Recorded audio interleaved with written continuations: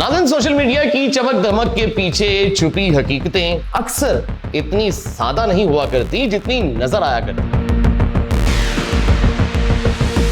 जब एक lady police constable police station पहुंचती है और एक ऐसा इल्जाम दर्ज करवाती है जिसे सुनकर हर कोई चौंक जाता है।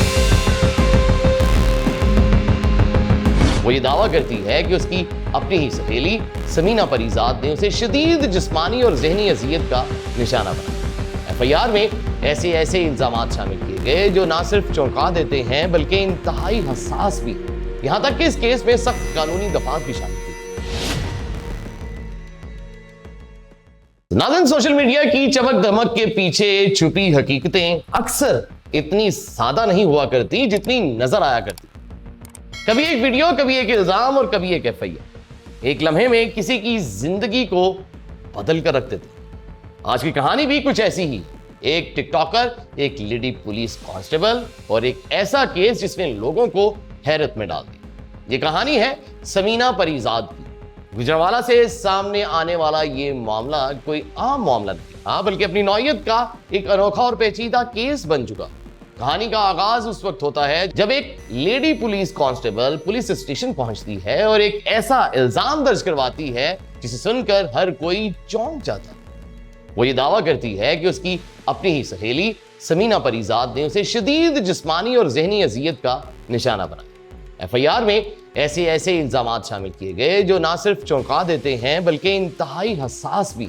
यहां तक कि इस केस में सख्त कानूनी दफात भी शामिल की ताकि इसे एक संगीन जुर्म के तौर पर देखा जा सके। लेकिन नाज़रीन, यहां से कहानी सीधी नहीं रहती, क्योंकि जैसे जैसे वक्त गुजरता है कहानी के नए से नए पहलू सामने आने लगे। सबसे पहले तो एक हैरानकुन बात यह सामने आती है कि कानून के मुताबिक ऐसे हसास केसेस में मुद्दइया की शनाख्त छुपाना जरूरी हुआ करता है, लेकिन इस केस में एफआईआर में मुद्दइया का नाम, नंबर और पता वाज़ेह तौर पर दर्ज कर दिया गया। ये एक ऐसा अमल है जो खुद कानून की खिलाफ वर्जी के जुमरे में, और यही वो नुक्ता है जिसने इस केस को मजीद मशकूक बना दिया। नाज़रीन, मुद्दइया का यह दावा है कि उसकी दोस्त समीना परीजाद कई साल से उसके साथ राब्ते में नहीं। कुछ साल पहले एक कंप्यूटर कोर्स के दौरान उनकी मुलाकात हुई थी। उस दौरान उनकी दोस्ती बढ़ी और फिर ताल्लुक गहरा होता चला, लेकिन फिर वही दोस्ती एक खौफनाक इल्जाम में बदल जाती। मुद्दइया के मुताबिक इसे हवस बेजा में रखा गया, नशावर अद्वैयात दी गई, इसे अजियत का निशाना बनाया गया, और ये इल्जामात अपनी जगह। लेकिन कहानी यहां पर खत्म नहीं होती, क्योंकि इस केस में एक और मोड़ आता है जब एक सीसीटीवी फुटेज सामने आती है। ये फुटेज इस कहानी को एक बिल्कुल मुख्तलिफ रुख दे देती।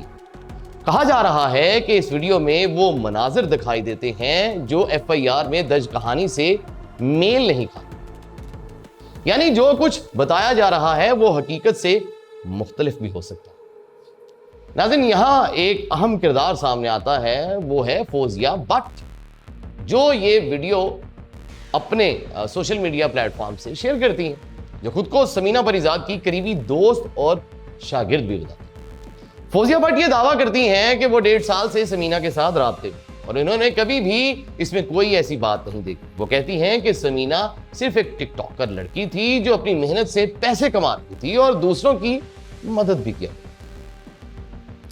नाज़रीन, फौजिया भट्ट जो हैं उनके मुताबिक असल कहानी कुछ और ही। वो ये कहती हैं कि ये सब एक मंसूबाबंदी के तहत किया गया और इसके पीछे सिर्फ पैसों का मामला छुपा।